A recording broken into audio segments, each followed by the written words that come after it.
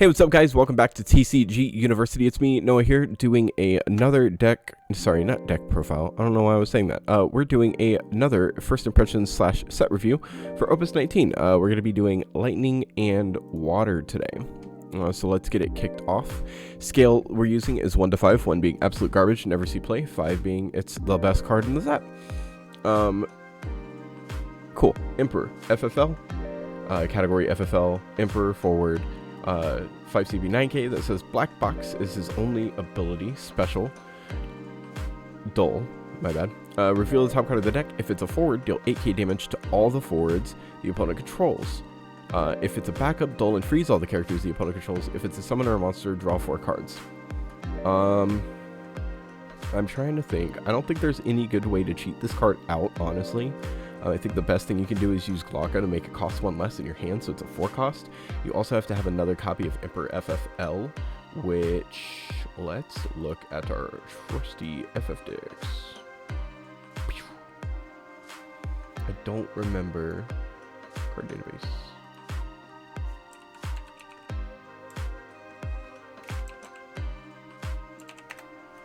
If there's other Emperor FFLs. There is one other one currently. There's a backup. That's it. So there's just a backup. Meaning you have 6 copies of Emperor FFL you can use, potentially. I do think the special is really cool. Black Box is a really cool special to either 8k board, Dull Freeze board. So you have 2 different board wipes, essentially, quote-unquote board wipe on the Dull Freeze. And or draw 4 cards. So you replace 2 CP with 6. Yeah. Which I think is insane. I just don't realistically see if you can get this card to fire off fast enough. It is a 5 cost. I think, honestly, is probably my biggest issue with it, because 5 costs tend to fall in the range of things like Porum, where you can just lock that card down and never allow Black Box to happen. Unless they have the copy and they can preemptively do it. Otherwise, you have turns to actually deal with it accordingly. I don't know. I'm going to put this card at a 3 right now. I can't give a good estimate. It's very middling for me. Next, Edge, 2 CP Ninja Forward, 4k. When Edge enters the field, place 3 Shuriken counters on Edge, and then you can Dull Edge, remove a Shuriken counter, and choose a forward and deal it 5k damage. I believe the Edge that's currently ran in the Ninja decks deals 3k for each Shuriken counter, but he gains Shuriken counters every time a Ninja or card named Ninja enters the field, so that Edge is still a lot better in my opinion. This one's not terrible. You do start with 3 Shuriken counters immediately, and then you can use those for 5k pings, but this card will never attack because of that. It's also a 2 CP or a 2 CP 4k. I just don't see this card getting played, like, realistically ever, unless it's like an L3 or L6 format, depending. I'm gonna put this card at like a 1 of in my opinion. Next is Elgo, 4 CP backup, EX burst. When Elgo enters the field, choose a multi-element card in your break zone, add it to your hand. Solid 4. Depending on the type of multi-element deck you're playing, it could be a 5, but I think overall baseline, this card's a solid 4, just being able to pick a forward backup or a multi-element. Yeah, just multi-element forward. Those are the only options you realistically have. Eldnarch. When Eldnarch enters the field, you may discard a card. When you do so, choose a forward and break it. You're paying 7 CP for a 9k that can break a dude on play. I'd rather pay the 6 CP on a backup like Heidegger that breaks a dude on pay, more than paying 7 CP in my opinion. I think forwards are important, but I think the backup just generates more throughout the game, and it's technically a CP cheaper. 2. Kane. Kane 2 CP, backup, back attack, and then ETB, when Kane enters the field, choose a forward, it gains first strike until end of turn. 4.5 to 5. Depends on the deck you're running. That I think Kane is super useful in. He might be the Dragoon you play in Dragoons. Realistically, I actually think this card's really cool. In just the generic Lightning deck, I think this card's really anything that can play Lightning. I think this card just slots in really well if you're looking for extra slots, but I don't think it's something that you make a go-to. So yeah, 4.5. Scholar. 2 CP backup. Dull, put Scholar into the break zone, choose 1 damage forward, deal it 8k damage. At damage 3, when Scholar enters the field, choose a forward to cost 3 or less, the opponent controls, break it. I do like these damage 3 effects on backups. It just feels bad that they're on 2 CP backups in my opinion, because 2 CP backups you almost play immediately. Scholar does just Dull to choose a damage forward and deal 8k, but the fact is, the forward has to be damage has to already have been dealt to the forward, so it feels restricted. I would put Scholar probably at a 2. Chimera. This card is full art. When Chimera enters, it's a 1 CP 8k monster. When Chimera enters the field, choose a character cost 3 or less you control, break it, and then pay 0 until the end of turn. Chimera also becomes a forward with 8k power. You can only use this ability once per turn. Heavily biased. So I'll try average. Chimera's a 3, 2.5 to 3. I don't like being able to break my characters. But breaking a character 3 or less means that Chimera can be, you can tap Rampier for 1 CP, play Chimera, and break Rampier to play a dude. Chris McKinney, shoutouts Chris, is working currently on a Rampier deck that does this exact thing, which I think is insane. Chimera was a really good addition for Rampier to become more prevalent, in my opinion. I do hope to see Rampier, because there's a lot of ways to counter him now, but I still think the deck has a chance and has legs to stand on even more now. So Chimera would be 3, just a 3. Kuja, 2 CP EX Burst Backup Genome. EX Burst when Kuja enters the field, choose a forward cost 2 or less, break it. Dole, put Kuja into the break zone, choose a forward, dole it. I just don't know if there's a lot of forwards that cost 2 or less that you're really trying to target down that you can't just mindlessly deal with throughout your deck. I see Kuja as one of. I don't really ever see this card getting played heavily. Golbez. Golbez has full art. Pew! 4 CP, 8k Warlock, Warp 4, 1 Lightning, 2 of any other color. When a Warp counter is removed from Golbez, you may play 1 Job Archfiend from your hand onto the field. When you do so, draw a card. This effect will only trigger if Golbez is removed from the game. Static, all the Job Archfiends you control gain 3k power while Golbez is in play. I don't want to overdo this. This card is not a 5. This card is not even a 4, in my opinion. This card is a 3 to 3.5, only because it relies on Archfiends to really net the value, and the only Archfiends that I can see that matter to me right now are going to be Rubicante and maybe Barbariccia. But Barbariccia relies on more Archfiends, so realistically it's probably just Rubicante who can stand up to himself really well. Cagnazio's nice. I think if you're able to constantly put Rubicantes onto the field with his ability, like you play one, you can sack it off later, that's kind of cool. Cagnazio's cool because if you can play a Cagnazio early, every time you play a Archfiend, you can gain a water counter. Or realistically, any forward, I believe, you gain a water counter, which is super nice. But yeah, as cool as this card is, it's the Archfiends that hold it back, so I don't see this card being super busted yet. But we, could see more Archfiends in the next set. Next one, Janai. Janai's a 3 CP, 7k forward ninja that says dole it, choose forward, dole it, and then pay for it to activate Janai. Chris, shoutouts again, Chris McKinney, who's working on a Ninja's deck, or has a Ninja's deck that he's constantly modifying. I think he plays 2 of this card in it currently. The really cool thing you can do is dole Janai, dole a dude, swing with Yuffie, 5 CP Yuffie, who's also a ninja, restand Janai and everybody else because she does that, and then dole Janai to dole another dude on your opponent's turn if you need to. So they're tapped down another guy, or if you're pushing for that extra point of damage or 2, Janai can get rid of a blocker. I think this card in combination with that is a 5, easy. But I think this card on standard is probably a 3.5 in my opinion. Next is Mobius. If you control 3 CP 6k Dream Stooge. If you control 3 or more Job Dream Stooge, this is the final Dream Stooge. The Dream Stooge forwards you control gain 2k power.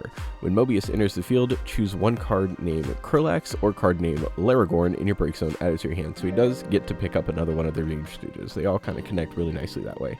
I just don't see the colors that they play in being super prevalent for a person to want to play under, which is Fire, Ice, and Lightning. It just feels a little weird mixing those 3 colors specifically, in my opinion, or elements, whichever one you want to call it. The Dream Stooge package is cool. I just don't see it without like a 6-core wrapped around it, but there's not a lot of 6s under Lightning you really want to gun for either.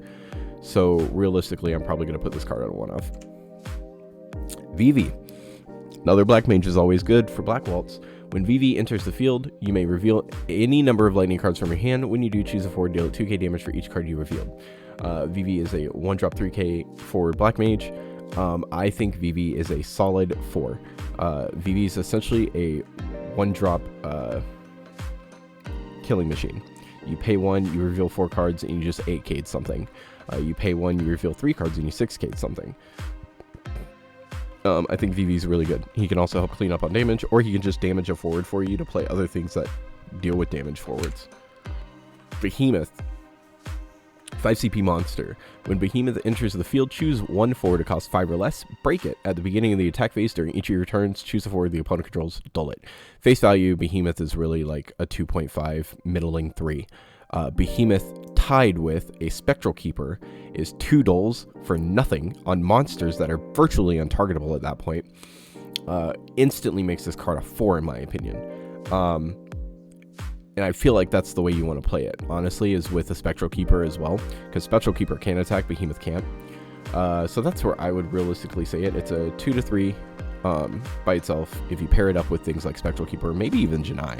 I don't think Janai is necessary, but specifically Spectral Keeper, it instantly becomes a 4.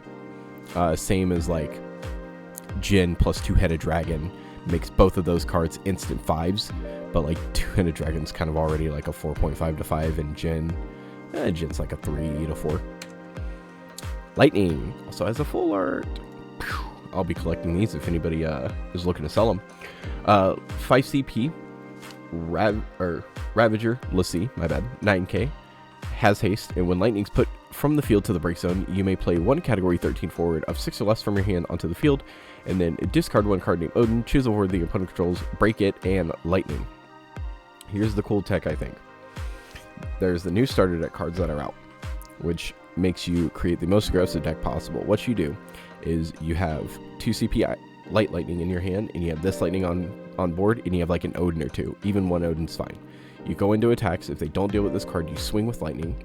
On swing, if they decide to do anything, you break lightning by using her ability. By discarding an Odin, you break a forward. If they don't, lightning deals, then use her ability. Discard an Odin, break a forward, break lightning, play that 2 CP lightning, and just start going in for damage. This card, easily under the proper deck for it, is a 5. I think if you just tried to slot this into a mono lightning deck just standard wise, it's a 4. I don't think it gets any lower than that. You're playing enough Odins, in my opinion, in a mono lightning deck for this to matter, and you're probably going to play a few other category 13 forwards as well, just because I think Noel's nuts. Moving on, Ramu, this is a 5. If a lightning forward is entered your field this turn, the cost required to cast Ramu is reduced by 3. Choose forward to cost 3 or less, deal 8k damage. Sucks that you're getting cost restrictions now with lightning, but it's better than lightning saying choose an active sometimes. The cost restriction of 3 or less kind of blows, but there are some really good 3 CP forwards that you want to deal with, and being able to go, I played a dude this turn, I'm going to spike your dude off board is really nice. So yeah, easy 5. I think a lot of the summons that just free, it's also a free cast summon. I think that's the most insane part about it. Ricard, who also has a full art. Boy, oh boy, do I want that one. Also a 5. 3 CP backup, Dragoon. When Ricard enters the field, reveal the top 5 cards of your deck. Add 1 lightning card among them to your hand and return the other cards to the bottom of your deck in any order. Dull, put Ricard into the break zone, choose a forward, it gains first strike until the end of turn. The coolest aspect, obviously, is his top 5. Too bad he doesn't have EX but whatever. He reveals the top 5 cards and grabs you a lightning card. It doesn't matter what it is. Monster, forward, backup, or summon. It doesn't matter. It's just, it needs to be a lightning card. Pair this up with something, for instance, Aranea. Let me look that up real quick. If I can spell. I cannot spell. Okay, we're just going to do this then. 2 CP. Boop. And special icon. EX burst. Boop. I can't spell names to save my life. There we go. Aranea. My bad. 2 CP Aranea that says when she enters the field, reveal the top card of your deck if it's a lightning card, add it to your hand, and she's an EX burst. I think it gives lightning, mono lightning, or just some form of lightning deck, the draw power that it needs to put dudes on board and not feel bad about putting them on board being like, I have nothing in hand. So I think that's really cool. 5. Next is Dragoon.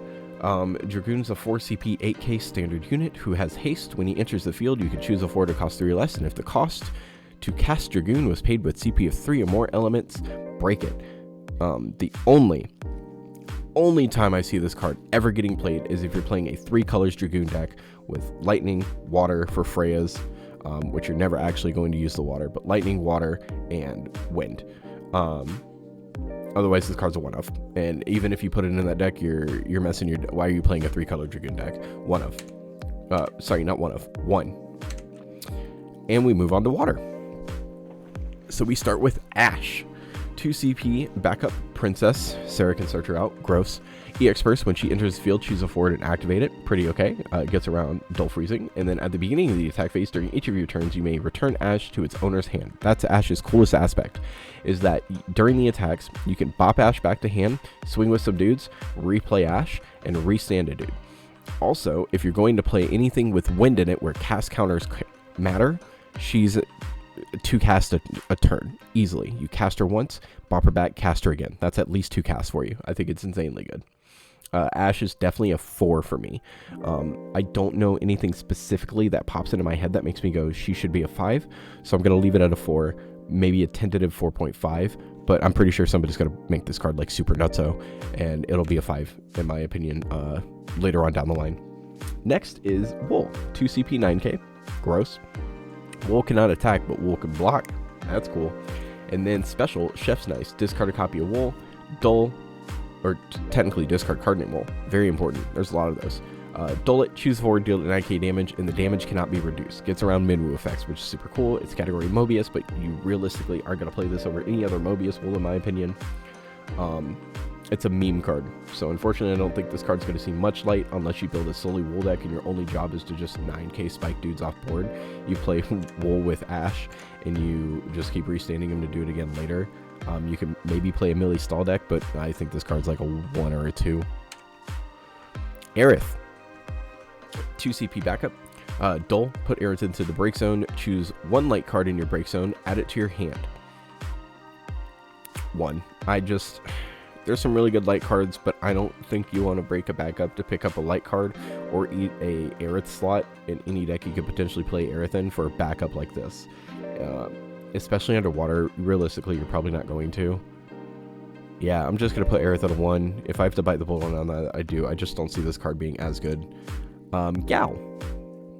2 CP 4k, Wild Child. Back attack, nuts, always love that. When Gal enters the field, choose 1 category 6 forward you control. Until the end of turn, it gains 1k power for each category 6 character you control. And then pay 1, put Gal on top of its owner deck, shuffle and draw. I think Gal in a Cat 6 deck is a 5, hardcore. I think Gal outside of a Cat 6, but you play a little bit of it, even 2 Cat 6 characters, because he includes himself, so even one other one besides him, to give something a 2k buff on block, I think is really good. I just don't think you specifically choose to put Gal in the deck unless you're playing for the Cat 6 ability. But his action that says pay 1, dull him, and put him on top of the owner's deck and shuffle to draw 1, I think is also really good because you don't lose Gal. You can always pick him back up later for the back attack, and you put him back into your deck. You could realistically play a really fun Gal Ultros deck, I believe. But I would probably put this card at a 3 of. It's very middling. It's cool, but it's not like super busted. Clavat. When Clavat enters the field, draw 1, then discard. Pay for CP, 8k standard unit. And then when Clavat enters the field, if the cost to cast Clavat was paid with CP of 3 or more different elements, your opponent selects 1 forward they control and puts it into the break zone. Really cool in draft, or I guess pre-release, because the boxes are sealed. So really cool in sealed / drafting. It's not that good, I think, outside of that. Even with the draw 1 discard, it's a cool cycle. Sorry, yawn. But I just don't think it's something you're really going to gun for. This card's a 1. Sapphire Weapon. If you have 5 or more job weapon in your break zone, the cost required to cast Sapphire Weapon is reduced by 5. When Sapphire's weapon put from the field to the break zone, draw 2 cards. Here's my biggest issue right now. I love the put from field to break zone, draw 2. That's cool. Water likes drawing. That's thematic for water. My issue I have is that you need 5 or more weapons in your break zone for Sapphire to be free. You only have 9 weapons available. That means in your deck or in your hand, there are 4 more weapons, or even on the board. There's only a total of 4 weapons that you're going to be able to have. 90% of the time, you're probably going to ditch 2 Sapphires to keep 1 up, and then you're probably going to get rid of Tiamats, which you're filling slots for Tiamats, which I just feel like you're wasting in your deck because Emerald Weapon. I'm thinking of 5 CP, and Tiamat came in. Emerald Weapon, which realistically isn't that good of a card to play right now. And then Ruby's nuts. But I feel like you're just eating up slots in your deck when you shouldn't have to. I know Chris wanted to work on a weapon deck. I'm excited to see what he comes up with. But I feel like if the goal is to gun for Sapphire and like have this 9k dude that says, oh, if it goes to Breakstone, I draw 2 cards, is just not good enough when you're running through half your weapon resources and you also just stack 9 cards in your deck you probably didn't need to. Next, White Mage. 2 CP backup, standard unit. Damage 3 when White Mage enters the field, draw a card. Always nuts. And then tap 1, or pay 1 tap, put White Mage into Breakstone, choose Void the opponent controls, and return it to the owner's hand. Sorry, I'm talking really fast. So White Mage is a 3. It's middling. I really like these damage 3 aspects on these backups. I just hate that they're 2 CP because you want to play them immediately. So realistically, you're almost never getting the damage 3 abilities, but you do have the action abilities that stay there, which is really cool. Like even Animist 2 CP or damage 3 ability grabs you a forward, it costs 4 less, but his action ability plays a forward, it costs 2 or less from your deck. Things like Tonberry, which we'll get to, nuts. Yeah, 3 to 3.5. I think it's a very good middling card, and if you're just trying to find a backup slot, I think cards like these ones from this set are really nice to add in. Strago, 3 CP EX Burst, 7k Blue Mage. Love our Blue Mages. I wish we could have a cohesive Blue Mage deck, but currently the best I can do with it is essentially playing like a Beastmaster or a monster deck where I'm just using the monster's abilities to get my job done. EX Burst, when Strago enters the field or is put from field to Breakstone, reveal the top 4 cards of your deck. Add any category 6 character among them to your hand. Return the other cards to the bottom of your deck in any order. And then special, Revenge Blast. Discard a copy of them. Choose a forward until the end of turn. It loses 2k power for each point of damage you've received. So at max, it can lose 2, 4, 6, 8, 10, 12k damage. You're never going to get the 14 because 7 is where you die. Realistically, I think if you play Strago, you're probably going to deal 6 to 8. You'll be around that 3 to 4 range, which is pretty nice. Him being a 3-drop 7k puts him directly on curve on that, but he also does net you a card back in hand if you're playing with category 6 characters, so that's not super terrible. You just have to play copies of Strago or multiple Stragos to be able to use Revenge Blast, which I think is a cool ability, but I don't think it's something you use too often, maybe once a game, honestly. I'm going to put Strago. I just don't know if Strago is going to see a lot of play. Realistically, right now, you can build a really good, at least really cohesive water ice Cat 6 instead of like fire ice Cat 6 where it's usually been. I'm going to put Strago to 3.5, maybe a 4. I kind of want to see how people play around with them before I go any higher with that, but these are just impressions currently, so we'll go from there. Sanctuary Keeper. At the beginning of the attack phase, during each player's turn, choose a forward, activate it, and it gains 2k power until the end of turn. And then it's a 3 CP monster, and it's a Cat 10. That's kind of cool. So Sanctuary Keeper says you're allowed to swing out of your board, and then during your opponent's attack phase, you can go, hey, boop, I got a dude up, and it has 2k power, which is really nice. It's a monster, so it's really hard to deal with, so it's constantly reactivating a forward if it needs to. I think Sanctuary Keeper is probably a 3.5 to 4 as well. It is costly, but if you're playing Larcacus, you can play this for free with the new Larcacus. You can play Mira, go to damage 3 and play this for free, but there's like other cards you realistically probably want to play on top of those or over Sanctuary Keeper. But I do think it's a really cool card, especially if you see like Ice decks, you're taking over the meta. Ice likes to dull freeze and discard a lot. This card plus Ash just says you get to restand 2 dudes all the time. So you always have guys that can block or attack if need be. Sophia. 2 CP backup, Devout. At the beginning of the attack phase, during each of your turns, choose a forward the opponent controls that loses 2k power until the end of turn. I think this is really cool. She's not a backup. She's a forward, so she's pretty vulnerable to getting spiked. Choosing something that loses 2k on your turn isn't terrible. I think if you play it with like T'Chaka, that's a 3, 4, 5k reduction on their board, but realistically you can get a 5k reduction by just playing the 2 CP Dark Forward from FFTCG, Venera, I believe her name is, and having 1 crystal. So Sophia's cool. I don't think she's super great. She's a 1 of. Titus, definitely a drafting card. 1. Not 1 of for Sophia, my bad. I want to reiterate, number 1 on the scale. Titus. 1. EX burst. When Titus enters the field, select one of the 2 following actions. Choose forward, return it to owner's hand, or draw a card. 6 CP 8K. A 6 CP 8K is gross. That's not good at all. The EX burst is cool, but realistically your Titus slots are going to either be put on the light Titus from the set, who I think is kind of cool, the 3 CP Titus, the water one that if you touch it or attempt to touch it, it bottom decks and draws you 3 and removes a dude. Or even if you're playing specifically a 10 deck, the starter deck or custom deck light Titus is also just a better option. This Titus will probably never see play. It's a 1. Tonberry 5.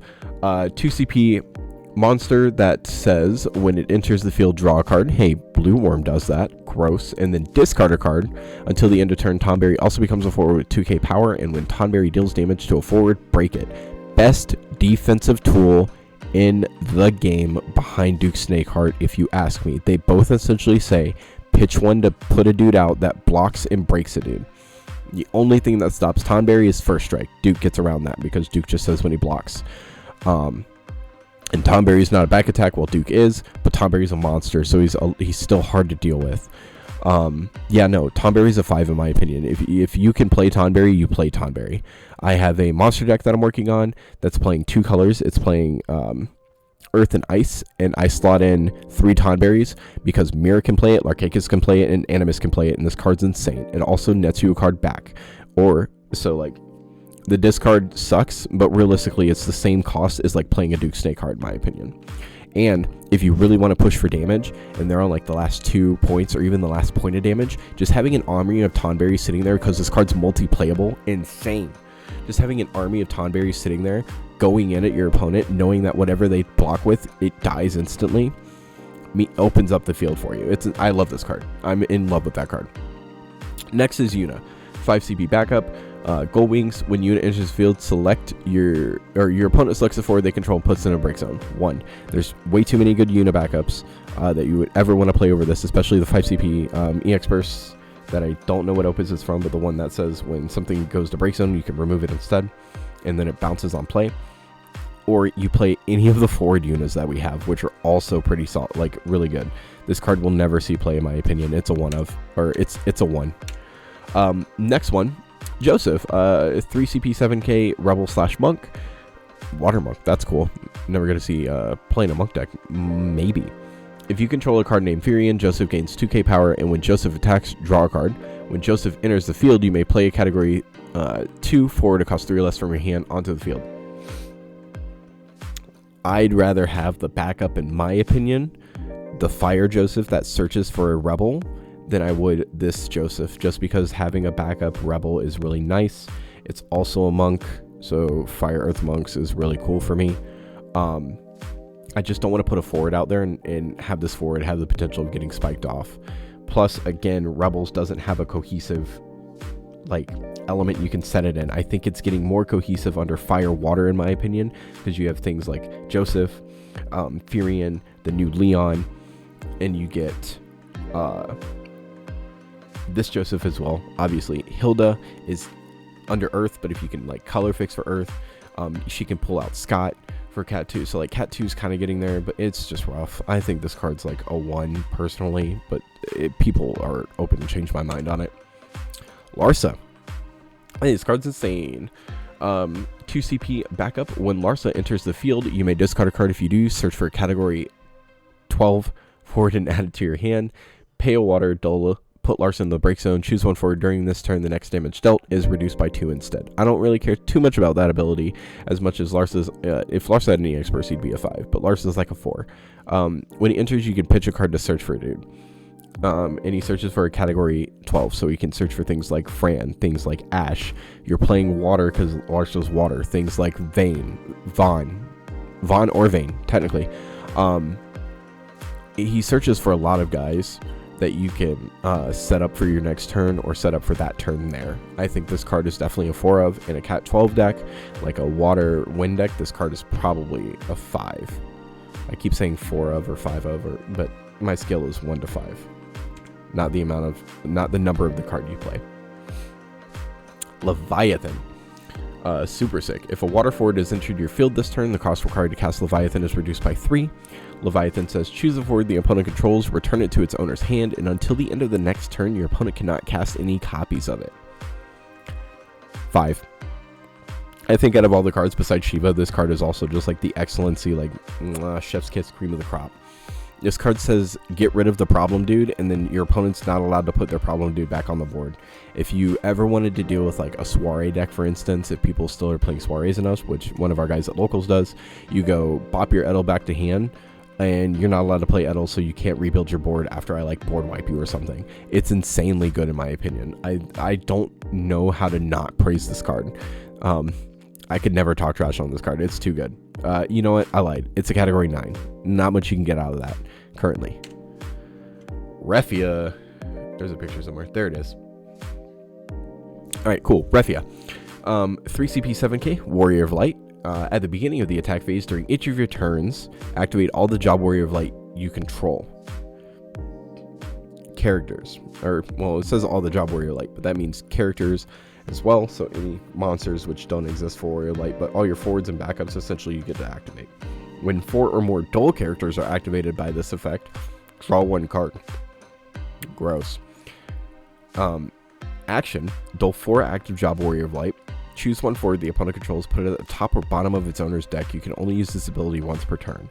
So, if you're playing against Ice, this set seems like Ice just gets a few good silver bullets against it. This Refia means Warrior of Light never worries about Ice doling their board down. Doling or freezing their board down, because you're just going to restand 4 dudes every time. And when you do, you draw a card. Nuts. You can also, if you're playing more control-y with your Warrior of Light deck and you're not playing against Ice, the ability to go, I don't really have anything I want to spend CP on, so you're just like, I'll dull 4 dudes, and then I'll get rid of a problem card because it doesn't have a cost requirement, and then go into attacks, restand my dudes, and I'll draw a card. I think it's insanely good, and I think Warrior of Light can build itself up really fast because you have like the new Arc, for instance, who top 5s, I believe, for anything besides Winged. So you can like pick up Refias and stuff. You also have Searchers under Wool. You can play things like Ferris, so this girl costs 1 instead. I just think it's a really good card. Warriors of Light, it's a 5 of. If you're not playing in a Warrior of Light deck, you never play this card realistically, so it's one of those weird splits where it's a 1 or a 5, but it'll never be in between. And that's it, actually. I can't get on that one yet until the next video. As always, guys, please like, comment, subscribe. Hope you enjoyed me going through this. These are just my thoughts. I believe in the next video for Light, Dark, and Multicolor, essentially wrapping out the rest of the set. It's going to be me and James, or just me. I don't know for sure yet. But yeah, thanks for watching. Hope you guys enjoyed. Please feel free to give any criticism. This is like my first time doing this by myself, so it's a little rough. Try to keep it in a nice, concise time frame. And as James would say, stay learnt. I don't have a tagline. That's about it. Thank you.